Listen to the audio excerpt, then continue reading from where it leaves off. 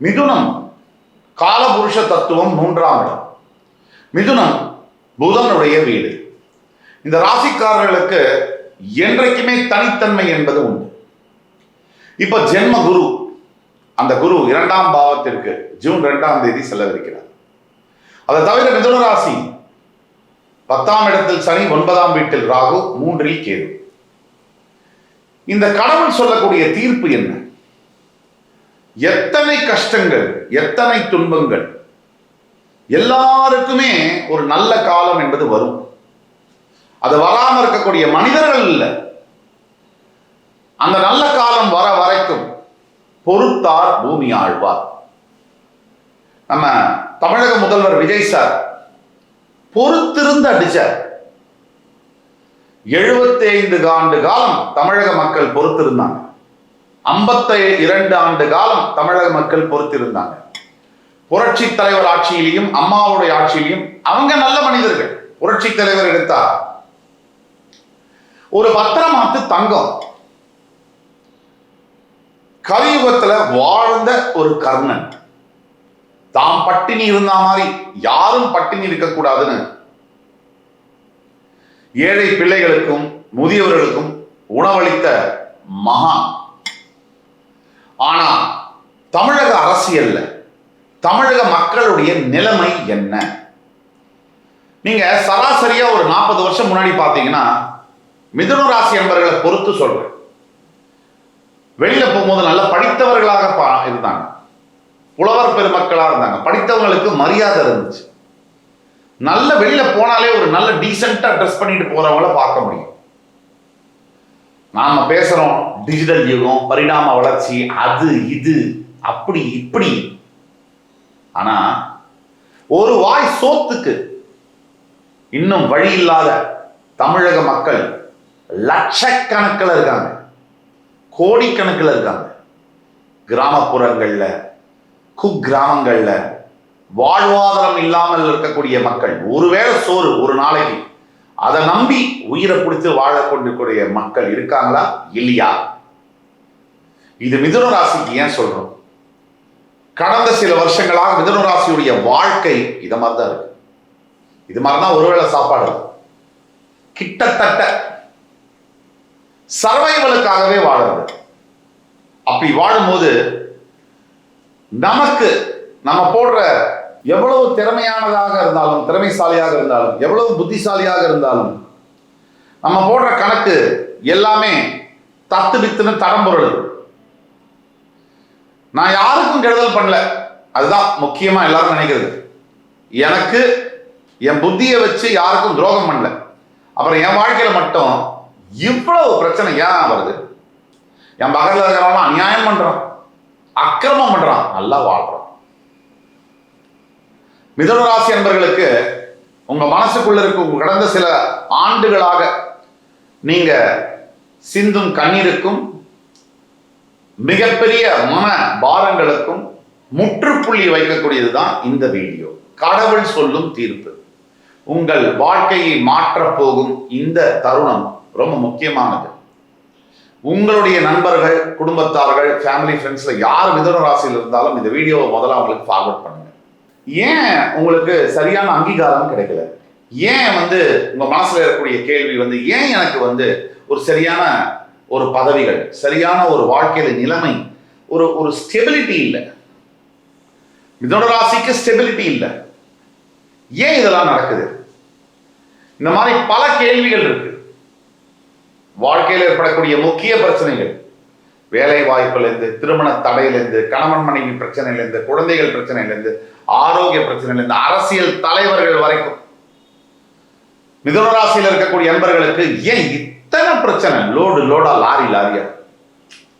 அதுக்கெல்லாம் ஒரு வழி பார்த்துருவோம். இன்னைக்கு நம்ம பேசிடுவோம், அலசிடுவோம், வழியை கண்டுபிடிச்சிருவோம். வாழ்ந்தே ஆகணும், வாழ்ந்தே தீரணும், ஜெயிச்சே ஆகணும். அதற்குண்டான வழியை நம்ம இந்த வீடியோல பார்ப்போம். மிதுன ராசிக்காரர்களை பொறுத்த வரைக்கும் பல ஆண்டுகளாக இருக்கக்கூடிய முக்கியமான பிரச்சனைகள்ல முதலாவதாக வரக்கூடியது இந்த பொருளாதாரம் சம்பந்தப்பட்ட பிரச்சனைகள். நல்ல சம்பாத்தியம், வேலை வாய்ப்புகள் இருக்கு, நிறைய உதவி செய்யக்கூடிய ஆளுகளும் இருக்காங்க. ஆனால் இது எதுவும் எனக்கு பிரயோஜனப்பட மாட்டேங்குது, பெனிஃபிட் ஆக மாட்டேங்குது. என் லைஃப்ல நான் எங்க இருந்தனோ 10 வருஷம் முன்னாடி இப்பவும் அங்கதான் இருக்கேன். இது என்ன வாழ்க்கை? படிப்படியா கொஞ்சம் கொஞ்சமா முன்னால வந்தா அது வாழ்க்கை. 2 படி ஏறினா 10 படி இறங்குது. இதுதான் முதல் குற்றச்சாட்டு. இரண்டாவது குற்றச்சாட்டு, நான் போய் என்ன வருதிக்கிட்டு என் நண்பனுக்கு, என்னுடைய சொந்தக்காரங்களுக்கு கையெழுத்து போட்டு அது பண்ணி உதவி பண்ணி பண உதவி பண்ணி மன உதவி பண்ணி உடலால உதவி பண்ணி எத்தனையோ உழைச்சு கொட்டி எல்லாம் பண்ணியாச்சு. என் பிள்ளைங்க முன்னாடியே கூட நான் பார்க்கல. ஆனா இந்த உதவியெல்லாம் வாங்கிட்டு அவனுங்க வச்சாங்க பாருங்க ஒரு ஆப்பு. அந்த ஆப்பு சும்மா அப்படியே இரும்புல ஆணி அடிச்சு வச்ச மாதிரி இருக்கு. என் வாழ்க்கையை தொலைச்சிட்டேன். இன்னைக்கு என்ன அம்போன்னு நிர்கதியா விட்டுட்டு போயிட்டாங்க உதவியெல்லாம் வாங்கிட்டு. இது 2வது குற்றச்சாட்டு. நான் நல்லது பண்றேன், எனக்கே நல்லது நடக்க மாட்டேங்குது. நல்லது பண்றவங்க நல்லதை வாங்கிட்டு எனக்கு கெடுதல் பண்றாங்க. இது 3வது. இந்த வேலை வாய்ப்புகள்ல ஒரு இடத்துல ஸ்டெபிளைஸ்டா ஒர்க் பண்ணா முன்னேற்றமே இல்லை.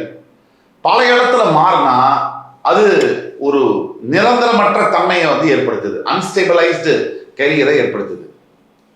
இதுக்கு நடுவில் சிக்கிக்கிட்டு இந்த சர்வைவல் பிழைக்கணும் அப்படிங்கிறத சிக்கிக்கிட்டே வாழ்க்கை போவதே தவிர ஒரு நாளாவது சரி நம்ம உழைச்சோம், கஷ்டப்பட்டோம், சம்பாதிச்சோம், ஒரு நிலையில கொஞ்சம் காசை சேர்த்து வச்சோம், நம்ம மனைவி குழந்தைகளுக்காக நம்ம ஒரு நிலைமையை ஏற்படுத்தினோம் அப்படிங்கிற ஒரு நிலைமையில் 45-50 வயசு ஆயாச்சு. இனி எவ்வளோ நேரம் நம்மளால ஓட முடியும்? நம்ம ஓடணும்னு நினைச்சாலும் உடம்பு இடம் கொடுக்கணும்ல. அது என்ன மிஷினா? அது எவ்வளோ நாள் இன்னும் நம்ம கூட ஓடும்? நம்ம பொறுமையா போவோம் வாழ்க்கைக்கு, அது காத்திருக்குமா? அப்போ ஏன் இந்த விதி? எனக்கு ஏன் இந்த விதி? என்னோட விதி ஏன் இந்த மாதிரி? அவன் என்னை சுற்றி இருக்கிறவங்களாம் டக்கு டக்கு டக்கு டக்குன்னு வீடு வாங்குறான், கார் வாங்குறான், டெபாசிட்டு இன்வெஸ்ட்மெண்ட்டுன்னு சேர்த்து வச்சு மனைவியும் குழந்தைகளையும் செட்டில் பண்ணிடுறான். இதை தவிர பல மிதுன ராசி அன்பர்களுக்கு பொண்டாட்டி தொல்லை முழுசா. இந்த பொண்டாட்டி தொல்லை பத்தி பாத்தீங்கன்னு சொன்னா அது அன்லிமிட்டெட் சப்ஜெக்ட். அது கணவன் தொல்லையும் சரி பொண்டாட்டி தொல்லையும் சரி அன்லிமிட்டடான ஒரு சப்ஜெக்ட். அதுக்கு முடிவு என்பதே இல்லை. ஆண்டவனாலேயே அதுக்கு முடிவு தேட முடியல.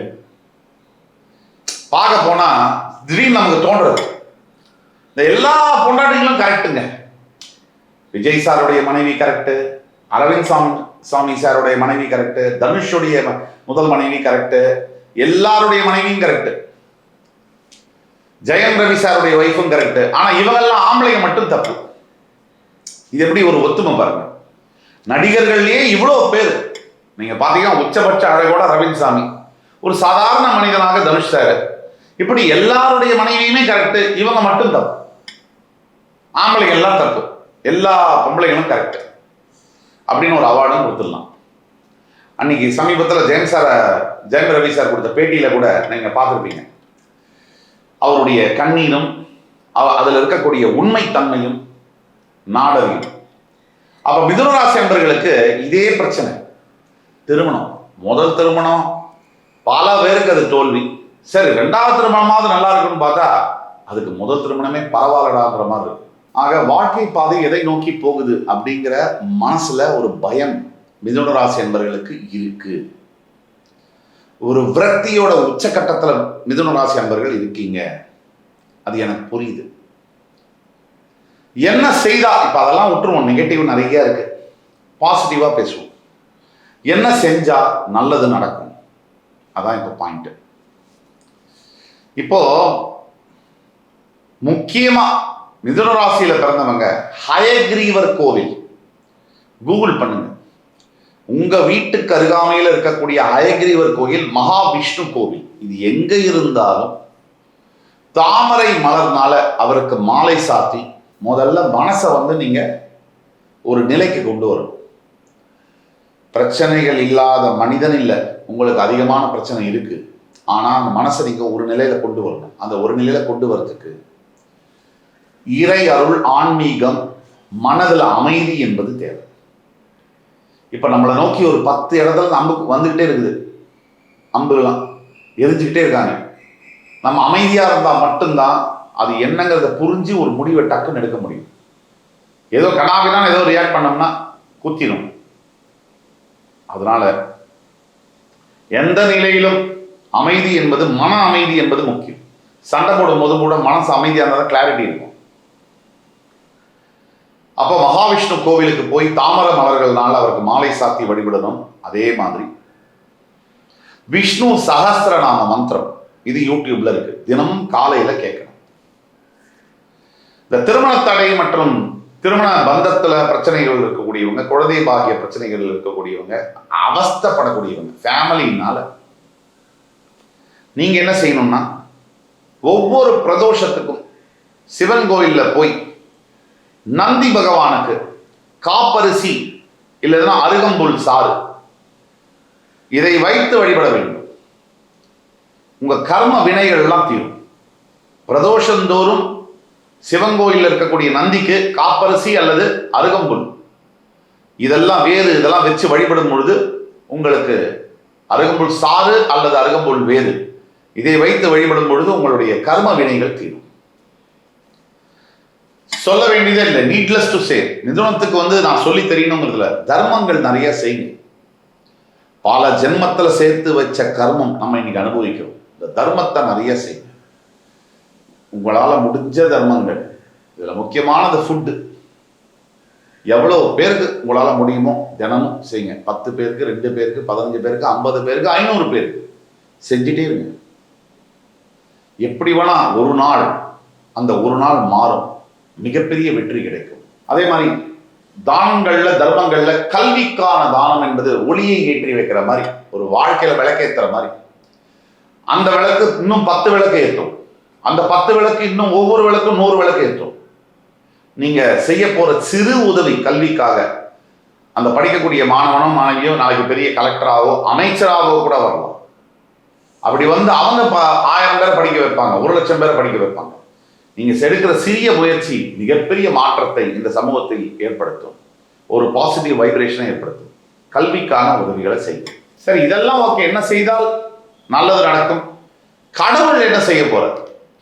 கடவுள் என்ன செய்ய போறார்? எனக்கு அடுத்த 6 மாத காலம், 1 வருட காலம் அவருடைய தீர்ப்பு என்ன? முக்கியமா உங்களுடைய ஜூன் 2ஆம் தேதிக்கு பிறகு, ஜென்மகுருடைய விலகலுக்கு பிறகு கடவுள் இதே மிதுன ராசிக்கு உங்களுடைய 10ஆம் வீடு சனி, 9 ராகு, 3 கேது, இந்த மனநிலை என்பதில் மாற்றங்கள் இருக்கும். குருவுடைய விலகலுக்கு பிறகு உங்களோட வாழ்க்கை தரத்திலையும் சரி, வாழ்க்கையில உங்க மனசுல ஏற்படக்கூடிய குழப்பங்கள், தெளிவான சிந்தனைகள் இல்லாத நிலைகள் மாறும். தனஸ்தானத்துக்கு குரு வரும்போது பணம் தன்னால வரும். தனகாரகன் தனஸ்தானத்துல உச்சம் பெறுகிறார். நீங்க எடுக்கக்கூடிய முயற்சிகள் கைகூடும்.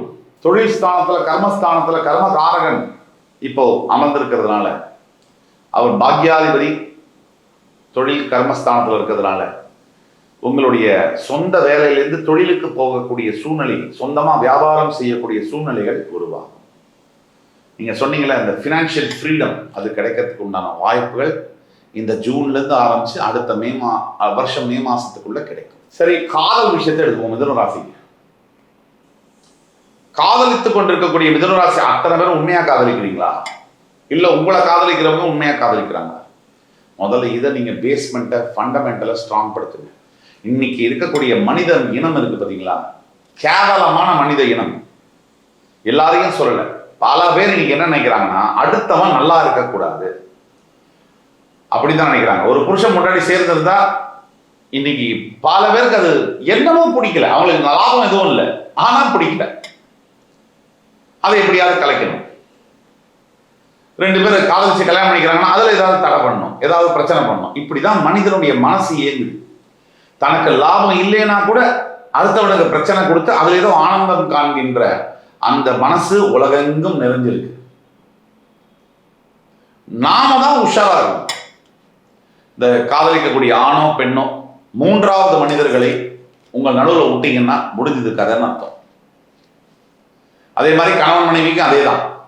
3வது மனிதரை உங்கள் வாழ்க்கையில நுழைச்சிங்கன்னா உங்கள் லைஃப் முடிஞ்சதுன்னு அர்த்தம். ஏன்னா தெரிஞ்சோ தெரியாமலோ யாரும் நமக்கு நல்லது நினைக்க மாட்டேங்கிறாங்க. அந்த மாதிரி ஆளுங்க ரொம்ப குறைவு வாழ்க்கையில். அப்படி ஒரு ஆள் உங்க லைஃப்ல இருந்தாங்கன்னா உண்மையிலேயே நீங்க பாக்கியசாலி. சுத்தி இருக்காங்க எல்லாரும், பேருக்கு இருக்காங்க, அவங்களுக்கு ஏதோ ஒரு லாபம் இருக்கு. மனைவியா இருந்தா மாசம் சம்பாதிச்சுட்டு வருவான், கரிகா கூடையை தூக்கிட்டு வருவான், குழந்தைய தூக்கிட்டு வருவான், பின்னாடி ட்ராலி பேக்கை தள்ளிட்டு வருவான், நம்ம கேட்ட ஷாப்பிங்கெல்லாம் பின்னாடி சம்பளம் இல்லாத வேலைக்காரனா தூக்கிட்டு வருவான். அப்படி நினைக்கக்கூடிய மனைவிகள் நிறைய பேர் இருக்காங்க. நல்ல மனைவிகளும் இருக்காங்க. அதுவே கணவனா இருந்தா பொண்டாட்டினால பணம் வருமா, அவ அப்பா அம்மா மூலியமா பணம் சொத்து ஏதாவது வருமா, இவ்வளவு நாள் அழகு ஏதாவது இவ்வளவு இருக்கா, பிரயோஜனம் இருக்கா, இப்ப வீட்டுக்கு சமைச்சு போடுற ஒரு வேலைக்காரியா, சம்பளம் இல்லாம, இப்படி ஏதோ ஒரு லாபத்துக்காகவே எல்லா ரிலேஷன்ஷிப்பும் டிரான்சாக்ஷன்ல தான் ஓடுது. ஒரே ஒரு மாசம் புருஷன்மார்கள் சம்பளத்தை கொண்டு போய் பொண்டாட்டிட்டு கொடுக்கலன்னு வச்சுங்க, சாயம் எடுத்துரும். உடனே பெண்கள்லாம் வரிஞ்சு கட்டிட்டு வந்துடுவாங்க. நாங்கள்லாம் அப்படியாங்க, எல்லா பெண்களையும் சொல்லல, நடக்கிற உண்மையை சொல்றோம். ஒரு மாசம் ஒரு கணவன் பெண்ணுக்கு வந்து சம்பளம் கொடுக்கலன்னா ஒரு வீட்டில், உடனே என்ன நடக்குது அப்படின்னா அவருக்கு வந்து அந்த அவருடைய உண்மையான ஸ்டேஜ் என்ன அந்த வீட்டில் அப்படிங்கிறது தெரிஞ்சு 2 மாசம் 3 மாசம் கழிச்சு அவ்வளோ அன்பா இருந்த மனைவி அப்படியே மாறுவாங்க. இதுதான் உண்மை. ஆக நிதர்சன உண்மை என்ன, ஓடிக்கிட்டே இருக்கணும் கடைசி வரைக்கும். மிதுன ராசி என்பவர்களுக்கு அதுதான் விதி. இப்ப அடுத்தது கடவுள் என்ன தீர்ப்பு சொல்ல போறாரு? அரசியல் தலைவர்களுக்கு அமோகமான ஒரு ஆண்டாக வருகின்ற 12 மாசம் இந்த அரசியல் தலைவர்களுக்கு மிதுன ராசியில் அமைகிறது. காதலித்துக் கொண்டிருக்கக்கூடியவர்களுக்கு கைகூடுன்னு சொல்றோம். ஆனா ஜாக்கிரதையா முதல்ல நீங்க ஃபண்டமெண்டலா 2 பேரும் ஒரே லைன்ல இருக்கீங்களான்னு பாருங்க. அது ரொம்ப முக்கியம். திருமண வாழ்க்கை வேறு, காதல் வாழ்க்கை வேறு, ரெண்டுத்துக்கும் 10,000 மைல் தூரம் இருக்கு. ஸோ இதை பார்த்துக்கணும். அரசியல் தலைவர்கள் அரசியலில் வெற்றி பெறுவார்கள். மற்றும் மிதுன ராசி என்பவர்களுக்கு உங்களுடைய புத்திசாலித்தனம், உங்களுடைய பொறுமை தான் உங்களுக்கு பக்கபலம். ஆனா உங்களுக்கான நியாயமான தீர்ப்பை கடவுள் வழங்கும் வரை, தீர்ப்பை வழங்கும் வரை அடுத்த 1 மாத காலங்களுக்கு பொறுமையாக இருக்க வேண்டும். நீங்க என்னதான் கஷ்டப்பட்டாலும் பட்டிருந்தாலும் அத்தனை கஷ்டங்களுக்கும் ஒரு பதில், தீர்வு என்பது வரப்போகுது. அதனால் நீங்க அவசரப்பட்டு ஏதாவது செஞ்சீங்கன்னா கஷ்டம். இவ்வளவு நாள் இருந்தாச்சு, கொஞ்சம் பொறுமையா இருங்க. உங்களோட ஃபேமிலி, ஃப்ரெண்ட்ஸ் அண்ட் ரிலேட்டிவ்ஸ்ல யாராவது மிதுன ராசி இருந்தாங்கன்னா அந்த வீடியோவை மறக்காம ஷேர் பண்ணுங்க. இதனால உங்களுக்கு எந்த நஷ்டமும் கிடையாது. ஆனா அவங்களுக்கு வாழ்க்கையில மிகப்பெரிய ஒரு பாத் டைரக்ஷன் என்பது கிடைக்கும். அத்துணை மிதுன ராசி நண்பர்களுக்கும் நாம கூறிய எத்தனையுமே பொது பலன்கள். உங்களுக்கான ஜாதகத்தை பார்க்கணும்னு நினைச்சீங்கன்னா கீழே கொடுத்துள்ள வாட்ஸ்அப் நம்பர்ல எங்களை காண்டாக்ட் பண்ணி ஆன்லைன்லயோ இன்பர்சன்லயோ அப்பாயின்மெண்ட் எடுத்துக்கோங்க. உங்களுக்கான துல்லியமான லைஃப் ப்ரெடிக்ஷன்ஸை என்னால் சொல்ல முடியும். இந்த வீடியோ கண்டிப்பாக உங்களுக்கு பிடிச்சிருக்கும். அடுத்து வரும் காணொலியில் மறுபடியும் உங்கள் எல்லோரையும் சந்திக்கும் வரை உங்களிடமிருந்து விடைபெறுவது உங்கள் சுபாஷ் பாலகிருஷ்ணன். நன்றி, வணக்கம், வாழ்க வளமுடன்.